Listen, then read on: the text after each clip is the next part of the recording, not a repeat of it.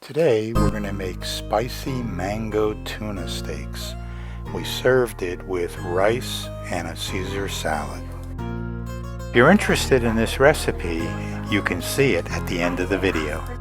Hi, welcome back to the Nonno Giorgio and Rory Cooking Italian. Hi. We've been away for a while, moving into our new apartment. This is our new kitchen. So we're here for the first time in several months, and we're back. We are back, and we're so happy to see you all again. And today we have a special guest, a friend of ours, Carol.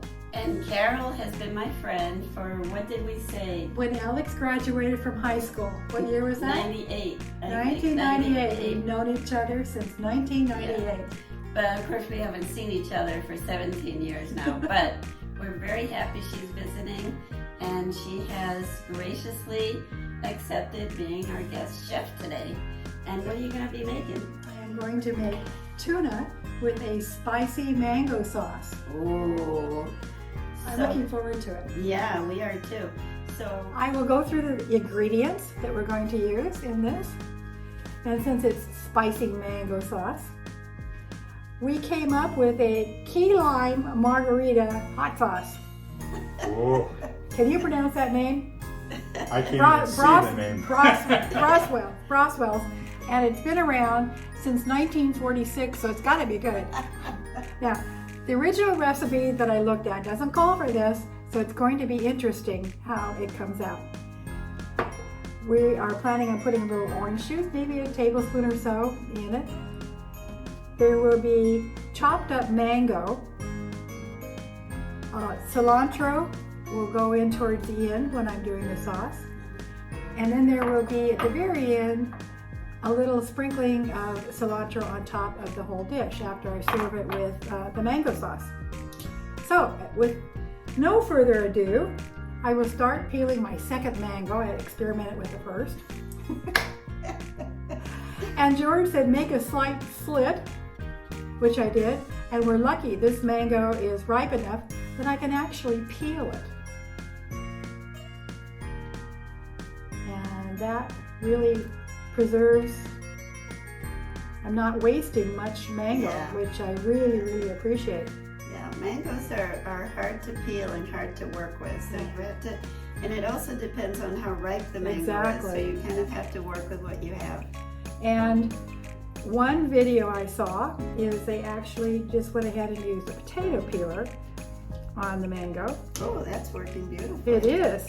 Now the other one was riper and it just made mush out of the mango. But this works out really well. And what they suggest is to actually go ahead then, and once you've got the skin off with the peeler, go ahead and make slices. Yeah, this is too ripe for that, to make little slices of the mango. So I'm going to instead take a knife and I'm going to make it very thin. And you know, mangoes, as we've talked about before, have a very weird shaped stone in them. So when you were cutting, you can follow the stone with your knife, but it curves at the bottom. And this I'm going to do the peeling as much as I can. Perfect. It's Yeah. coming right off. Yes, it is. And the best part of using mangoes is the chef gets to eat around the stone. Exactly. Now who's going to get to eat around this one? this There's is three Carol. of us. I did the first one, so I get somebody else. I'm going to do that off camera though. They're pretty messy. Okay, and now I'm going to do the thin slices as much as I can. And this so much depends on the ripeness of the mango. I would suggest getting a pretty ripe mango. I think if you're going to err, don't get them, almost too ripe, but pick one that is much softer. Or when you buy them, wait a couple of days and then check them out before you use it. Because I think in the end, the sauce is going to come out better for a ripe mango. You have to be just a little soft, like avocado, Yeah, right? like Just so your fingers go in slightly, Thank you. not till they feel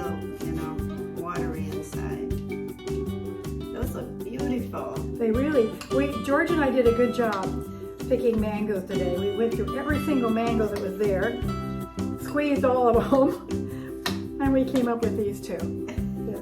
We think those were the two freshest. Yeah, ready for today. All right.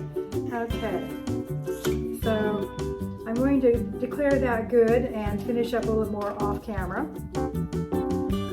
I promised George that I would mention, especially when you get down towards the stone, they're slippery to hold on to, and the stone is such an odd shape. It's really tough to get that last bit off of there. Be careful the way you hold it because it can slip so easily. And we want you to enjoy your sauce and not have a Band-Aid on your finger while you're eating.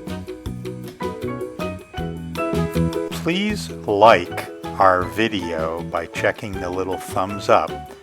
That way you let us know you enjoyed it. Please subscribe by hitting the subscribe button, then the bell, and all. This will ensure that you get all of our new videos.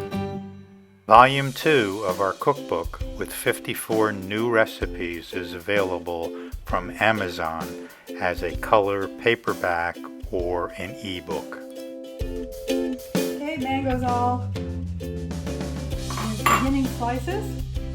And what I did, I saved all the juice and everything that was on the cutting board and put it in. There is this much on the cutting board. Some juice, some good pieces of mango, and we don't want to waste any of it. So now, what we want is it really cut up pretty fine. And this mango, or these mangoes, were so ripe, it's already pretty ready to go into the saucepan.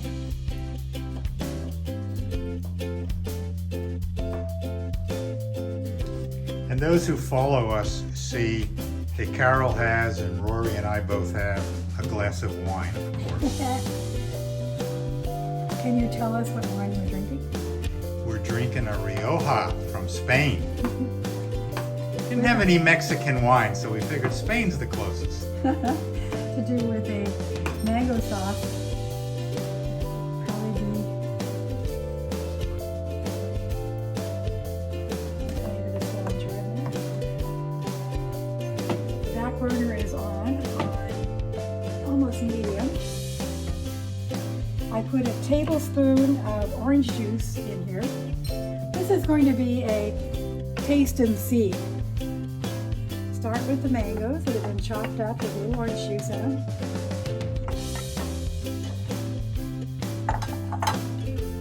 I'm going to let those get pretty doggone warm, bubbling. And then I'm going to add the key lime margarita hot sauce. Because I really don't want it to have to simmer. I don't know if it'll affect the taste on it or not. I've turned the heat down even lower than medium because I really don't want the mango to stick. I'm going to put 2 tablespoons of the margarita hot sauce in here.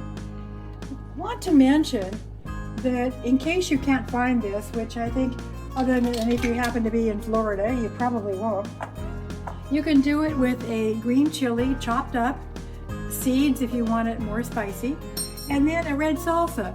And again, the red salsa can be to your liking, how spicy it is.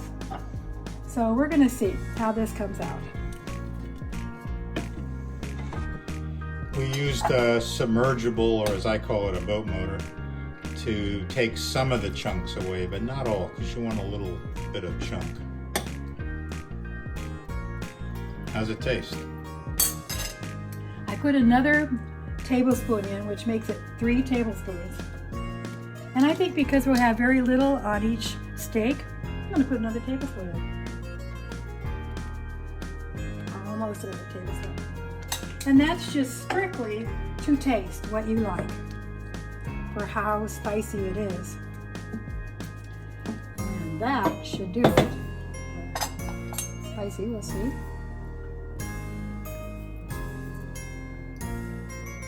Going to be good. Good.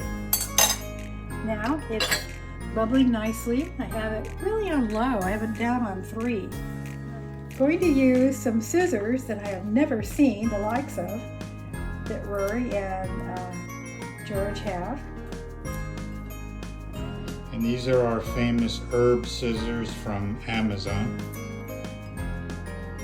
They have 5 blades and they're amazing. Now we're adding cilantro.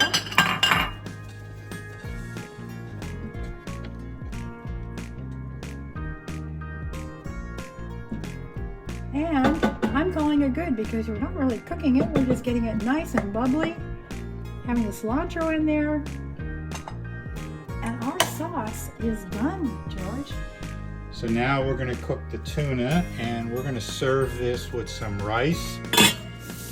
The rice looks done, so I'm going to move off the back burner. Okay.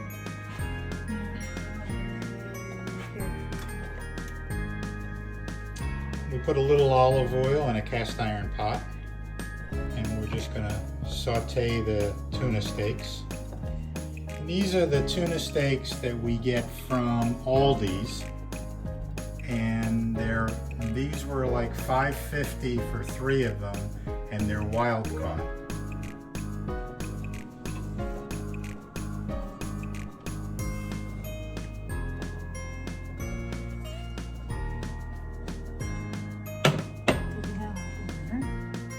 Yeah. I was taught in a Chinese cooking class that when you're wondering if your oil is hot enough, you put the wooden spoon in there, you check it, and if it boils or bubbles a little bit around the tip, can you see that? Mm-hmm. Okay, then it's ready. Ready for what you're going to put in. I'm going to turn it down right away because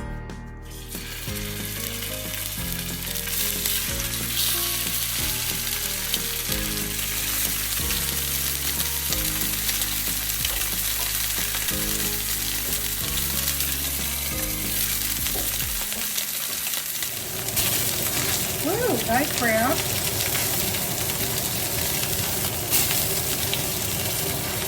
Nice browning.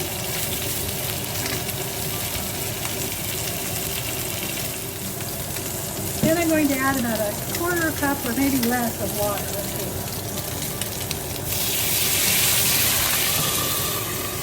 see. Even less than a 1/4 of a cup, about 1/8 of a cup of water.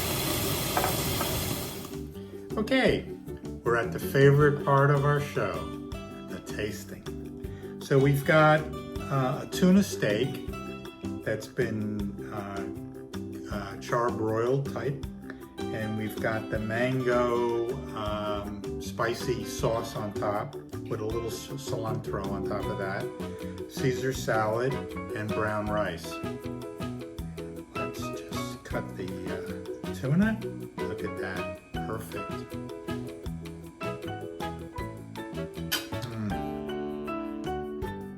Oh, the taste of that is wonderful. You have to try this.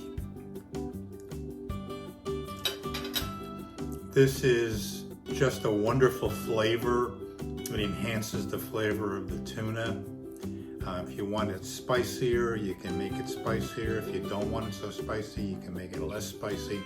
If you don't like cilantro, leave it off. But it's a wonderful, wonderful way to serve tuna. If you like this video, hit that like button. If you want to subscribe to us so you can get all of our videos, hit the subscribe and then the bell and all. That way you'll get notified whenever we come out with new cooking videos. Our cookbooks are out. We have 2 of them out. And this recipe will go into the 3rd cookbook when that comes out. So for now, ciao and arrivederci. Bye-bye. Here's the recipe. You can pause the video to copy down the recipe, or it's in the notes below the video on YouTube. We hope you have enjoyed our channel. If you have, please hit the subscribe button below and the bell next to it so you get notified of new videos when they come out.